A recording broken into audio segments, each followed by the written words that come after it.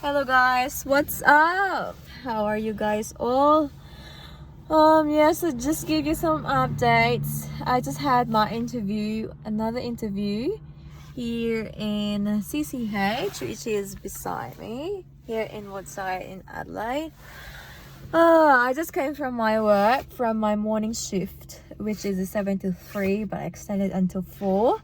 And suddenly I just drive quickly at 4:15. I arrived here in the facility, which I had a few questions, plenty of questions, scenarios, like they've asked if you've got some issues with the patients, how you're going to address, what kind of how are you going to deal if someone has a behaviors, if someone had this laceration, what will you do? So yeah, I've answered. So just go straight in there, put a pressure onto the bleeding, and then do some obs and do neuro obs since it's lacerated into the head, and start with the wound charting, inform the family, the nursing manager, and inform the family, and to do incident report. Yeah, to the incident report, and inform the nursing manager. So with types of abuse as well. So if somebody had a bruises in there, so what will you do? So as a nurse, so of course you will check if there are any other injuries except with the bruises. You just ask if the patient had a fall. Start with the wound chart, assess, do the vital signs, do obs, do the incident report, inform the family, inform the nursing manager, and consider it as a SIRS. So they will ask as well questions about do you know if there are different kinds of SIRS? So it's considered as SIRS. So there's two priorities. One priority is you're going to report it for within 24 hours, and another second priority is you have to report after 30 days. When they will also ask when are you going to ring and inform the police, when will the time you need to call the police. They will also ask those questions. So those certain scenarios you should it's also depends with the different facilities. Sometimes with the priority one, with the SIRS, you have to contact and speak with the care manager first before ringing the police. So there's some certain areas with kind of abuse, financial abuse, physical abuse, verbal abuse, sexual abuse, on those sort of areas. But if the patient has an injury, that's the time you're going to consider it as a priority one, and if they need a hospital transfer. What else? So I've done also drug calculations. Like, oh my god, it made my brain like a roller coaster. Made my mind tweak at some point. And because I came from a morning shift and I was like so tired, and my brain is already draining so far, and it took me a while to do the drug calculations. Like, oh my god, I'm going back to drug calculations again. Which is basic ones, but they just ask some questions of if you're giving medications with midazolam, morphine, and a Nicky pump, which I'm not really get used with Nicky pumps yet. I just had a experience yesterday wherein I commenced with the Nicky pump. We've installed the Nicky pump. I've already inserted subcutaneous butterfly for the certain resident they have, which she commenced with the palliative care and end of life. So we started her with the Nicky pump with an order of 20 milligrams for 24 hours. So with the order, so we need to commence with that. We started from last night 9 o'clock. It was just so busy and full on shift, but I'm glad I started, and my nurse in charge was there as well to help me out with the Nicky pump. So yeah, we started. We were just having trouble at first because it's showing up changing check sensor, which we're having trouble what's going to do. But I just discover and figure out that the barrel is not really placed on the proper. It should be clicked onto the certain spaces. So you need to make sure that always check before you inserted the syringe itself. So that's all, guys. So with the interview, hopefully, fingers crossed, give me a thumbs up if you have some questions with what will you do during your interviews before you go to your interviews in a nursing home as an aged care registered nurse. So guys, just give me a good luck and bless you all, guys. So those who are starting with the interviews, just be confident even despite you're very tired. Just be confident, just be yourself. So they also ask questions, what will you share if you're only like, because I've only have experience as like 3 months since I started with my current employer in the aged care now, but I told them that I've got also experiences in acute care, like very diverse. They will ask some questions, what will you share? So my time management, my team player, my leadership. So that's all I've told them and discussed them as well. Sorry, I'm speaking too fast. So I'm so hyped now that I've finished with my interview.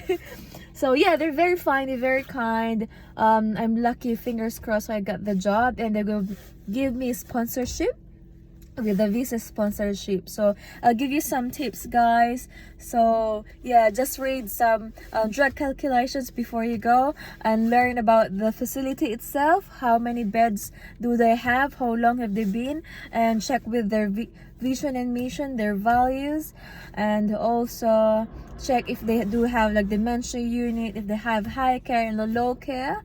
They also will ask you some questions about if you require visa sponsorship. They also ask you, are you leaving, or they have plans leaving after 6 months? That they'll also consider as well. What else? Some tips. Just give an eye-to-eye contact with the manager who's doing your interview as well. What else?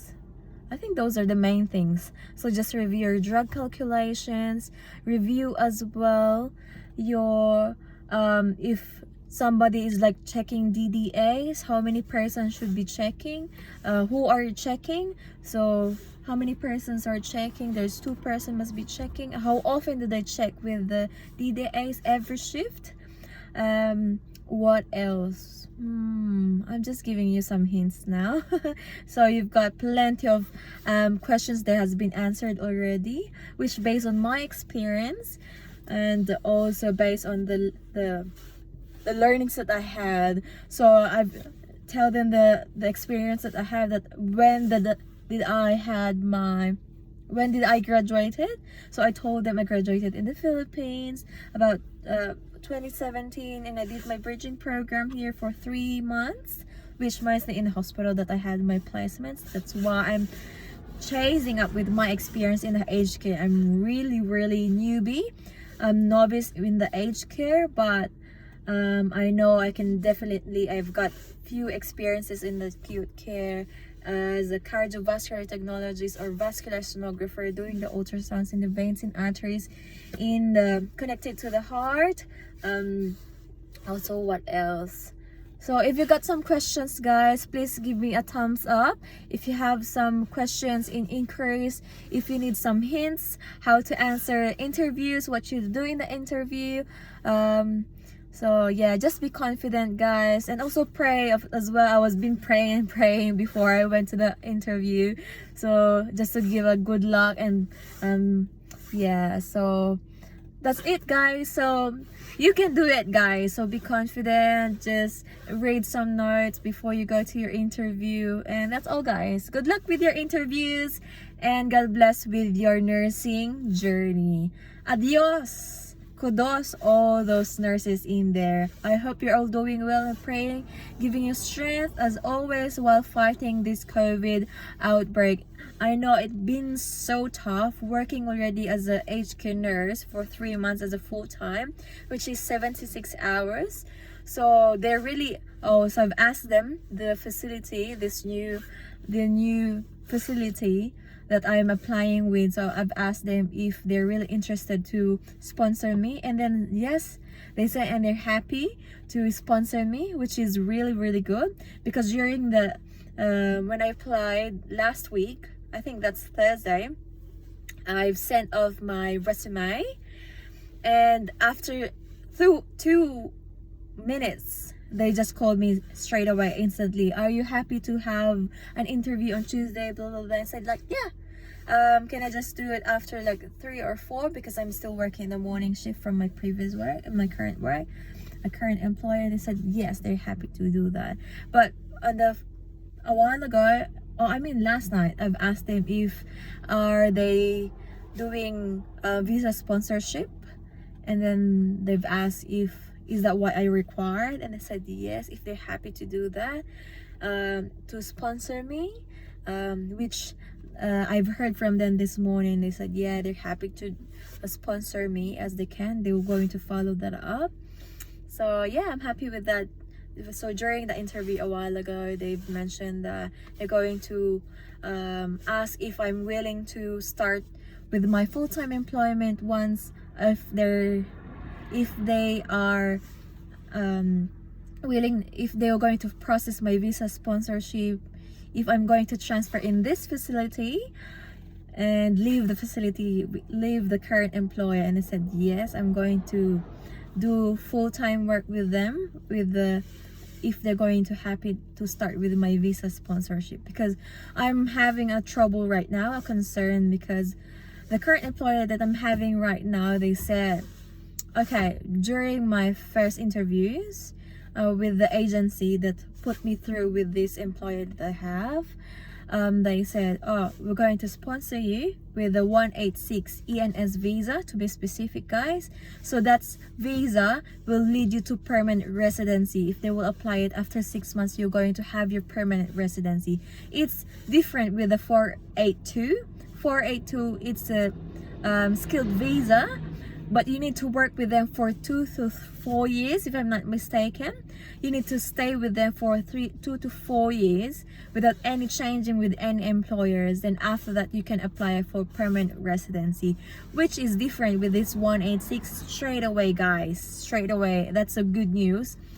If they will apply for your 186 visa, straight away after 6 months, you'll get your permanent residency, which is the best visa for aged care nurses and for those skilled nurses at the moment, especially in the aged care. So it's not only for the aged care, for those who've got ANMAC, those who have like hospital, specifically in emergency, peri-operative, pediatrics, and mental health registered nurse. So that's all, guys. So that's why I've dealt with this. That's why I tried to apply with other employer, because I was disappointed with the previous employer that they've given me a false hope, guys, that they said they will sponsor me and straight away I will have my sponsorship, my approval in 6 to 8 months after. But you know, I've checked and I've asked my current employer, I've asked the HR, and they said, look, I've asked them how is my visa progressing, and that's already been my 3 months working with them currently. And yeah, I've received an update a couple of days ago, 2 days ago, and they said, look, we have agreed that we're going to process and progress your visa processing after 6 months of your probationary, which is not really clear into my contract, guys, and it's not indicated to my contract, neither been verbalized with my financial manager of facility manager, I should say. So there's no even verbal agreements, written agreements that they said they have agreed. They only agreed, so the management only agreed, that's what I perceived, that they will only start my visa processing after 6 months, which I'm already with my 3rd month of employment with them. That's why it made me upset, guys.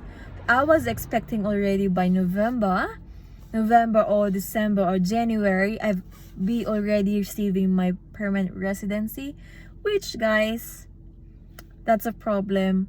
I won't be having it. So concluding it, if they will start my visa processing by November or December, I still need to wait for the processing times of visa processing, which takes about 6 to 8 months. So that will be another top up 6 to 8 months. That's another 6 months to 8 months. So that could be I'll be receiving my permanent residency by 2023 or in the middle of 2023. So which is not really colliding with the agreement that we had by the agency that who have placed me in this position. So that's why I've already talked. Gladly, we had a appraisal a while ago, and they said, "Look, I have to raise this issue, this concern about I'm planning to terminate my employment, so I have to make them alert, guys."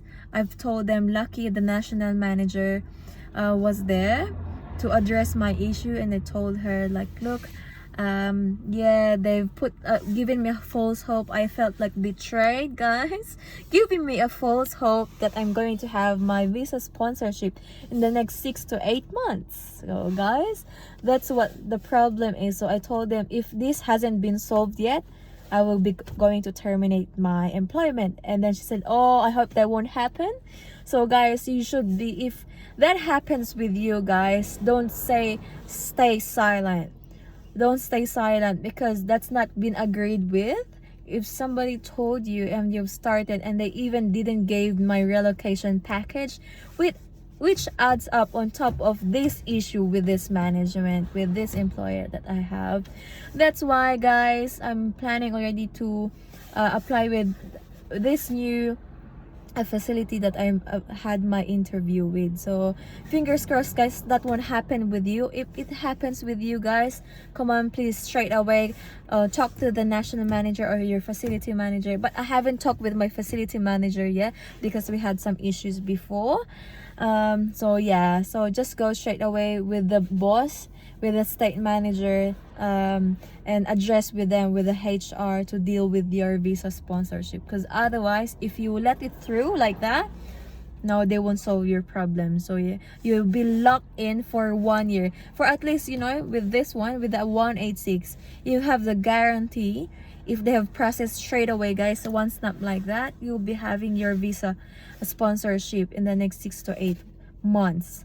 So you'll be permanent residency by then, which that's the one I'm chasing with at the moment. I want to have my permanent residency as early as possible, guys, so I can buy properties, so I can be settled. So that's all, guys. If you have some questions how you're going to deal with the issues and concerns, also you can as well report to the ANMF. That's the federation, that's a certain, they will help out with your issues and concerns. If you felt like abused, if you felt some being discriminated, or if you got some problems with your management, with your current employer, if you felt like being treated unfairly, so you can refer to them. So that's all, guys. Good luck and the best. God bless you all, guys. See you, bye.